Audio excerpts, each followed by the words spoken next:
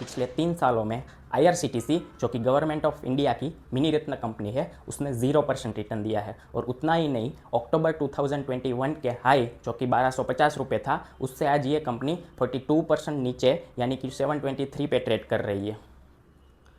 भारत में जितनी भी ट्रेन टिकट्स बुक होती है सभी IRCTC के प्लेटफॉर्म से बुक होती है। ये एक प्रूवन मोनोपोली बिजनेस है, इसका कोई भी कॉम्पिटिटर मार्केट में अवेलेबल नहीं है।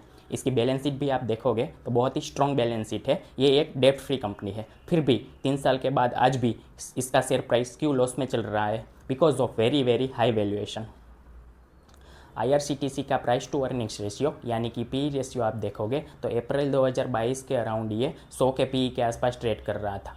फाइनेंशियल ईयर 2022 में इसने 142% का staggering year on year revenue growth दिखाया था। पर आपको यहाँ ये भी समझना है कि फाइनेंशियल ईयर 2021 में इस कंपनी ने 66% का डी ग्रोथ दिया था because of the Covid lockdown. FY 2023 में ये कंपनी ने 88% का रेवेन्यू ग्रोथ दिखाया था और FY 2024 में इसका रेवेन्यू ग्रोथ स्टेबलाइज होकर 21% हो गया था। और ये साल में 9 मंथ FY 25 में इसका रेवेन्यू ग्रोथ सिर्फ 10% है।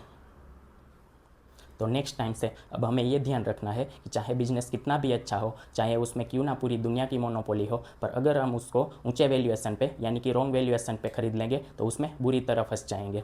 यहाँ एक और भी चीज़ मिसिंग थी जो कि है लॉन्जेटिविटी ऑफ द ग्रोथ। अब कोविड के बाद ट्रैवल में बूम आया था, इसलिए IRCTC के शेयर ने बहुत ही अच्छा परफॉर्म किया था। पर क्या ये लॉन्ग टर्म के लिए ग्रोथ सस्टेन रहेगा? द आंसर इज़ नो, क्योंकि हर साल तो पैसेंजर की संख्या नहीं डबल हो जाएगी, तो ये एक अनसस्टेनेबल ग्रोथ टाइम से ये ध्यान रखना है कि हमें झूठी हाइप में नहीं आना है, हमें फोमो क्रिएट नहीं करना है और जो क्वालिटी बिजनेस जो सस्टेनेबल अर्निंग्स दे सके उसमें ही इन्वेस्ट करना है।